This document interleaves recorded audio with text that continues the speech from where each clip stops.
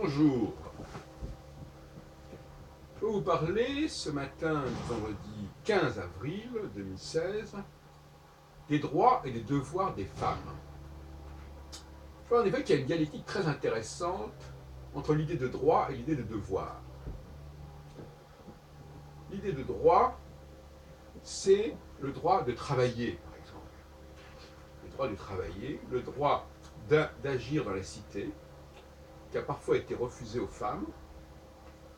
Et les devoirs, alors quels sont les devoirs? Eh bien, je dis la chose de manière peut-être un peu originale, si on peut dire. C'est le devoir de changer de travail, justement. C'est-à-dire qu'on reçoit un travail et il faut le rendre pour en faire un autre, d'un autre type. Il y a une expression, je crois, dans la Bible, je ne sais pas où, on dit Dieu a donné, Dieu a repris.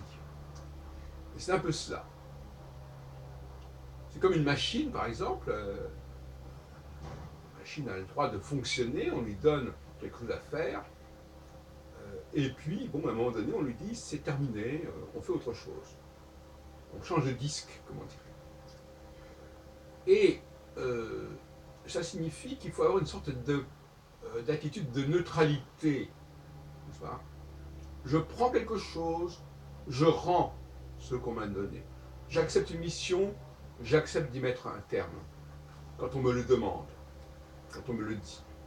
Et c'est très important chez la femme, justement, cette notion de obéir aux ordres. Qu'on veuille ou non, les femmes ont cette démarche.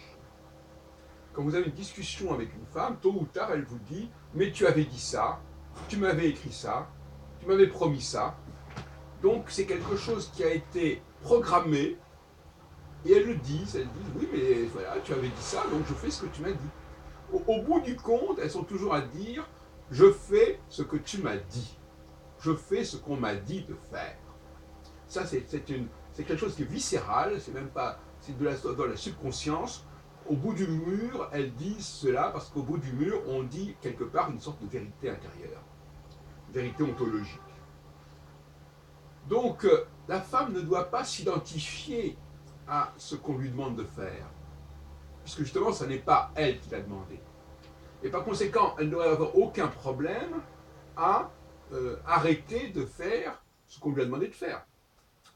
Or, on constate que, dans bien des cas, une femme s'est engagée dans un processus, elle a reçu une formation. Une formation, c'est aussi de l'ordre de « on vous dit ça, on vous prépare à ça ». Et après, elle n'arrive plus à se recycler. Elle n'arrive plus à changer son fusil d'épaule, comme on dit.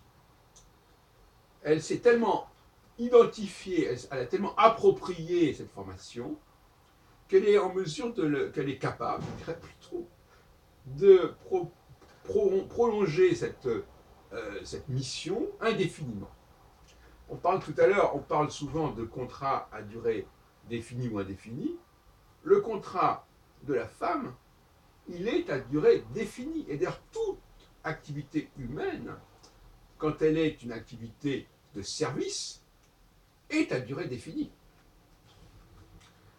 La notion de durée indéfinie est propre au maître, pas à l'esclave, en quelque sorte. On peut parler de façon nietzschéenne. Là, il y a une dialectique intéressante. Donc, aujourd'hui, alors que nous sommes précisément dans un temps de réforme, c'est-à-dire un temps, je l'ai dit dans une précédente intervention, un temps où il faut donner l'exemple d'une capacité à se recycler, à prendre de nouvelles habitudes, prendre de nouvelles missions, eh bien, il y a de la résistance. Elle n'arrive pas à se réorganiser sur de nouvelles bases, elle n'arrive pas à se repenser ce qu'elles ont à faire, à s'ouvrir à de nouvelles propositions, à s'ouvrir à de nouvelles techniques, à s'ouvrir à des réformes. Elles perpétuent, elles continuent à faire ce qu'elles ont appris parfois il y a 20, 30 ans. C'est dans tous les domaines comme ça, notamment dans le domaine de l'astrologie, effectivement, où l'on voit des personnes qui répètent exactement mot pour mot ce qu'elles ont appris il y a 30 ans.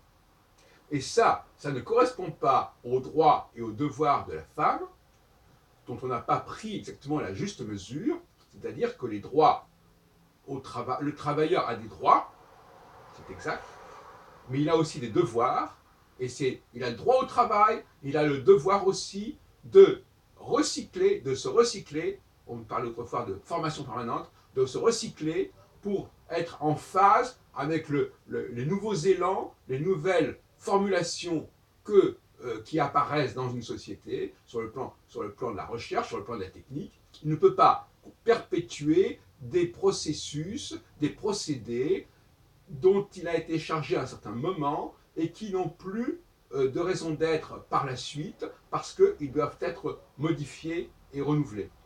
Cela dit, dans ce cas-là, il y a deux solutions. Soit la femme se met au chômage, là qu'on lui dit, écoutez madame, je suis désolé, vous ne voulez pas changer, on vous demande de vous mettre de côté pour laisser d'autres personnes prendre votre place parce qu'elles sont disposées à faire ce qu'on leur demande. Non pas ce qu'on leur a demandé, mais ce qu'on leur demande. Parce que ce qui est intéressant, c'est, tout à l'heure je parlais de a dit, le problème c'est que le a dit, c'est du passé. La question n'est pas de savoir ce que tu as dit, la question est de savoir ce que tu dis. Pas du même chose. Hein. Jacques a dit, c'est Jacques dit. Il dit. Alors donc il a dit, il dit. Maintenant, si on nous renvoie en passant en disant « Ah, mais avant tu avais dit ceci », ça n'est pas le problème. Parce que ce qu'on a pu dire à un moment donné, ça n'est plus ce qu'on dit maintenant. Hein. Donc, cette façon de s'accrocher à ce qui a été dit pour ne plus écouter ce qu'on lui dit maintenant, c'est tout à fait inacceptable.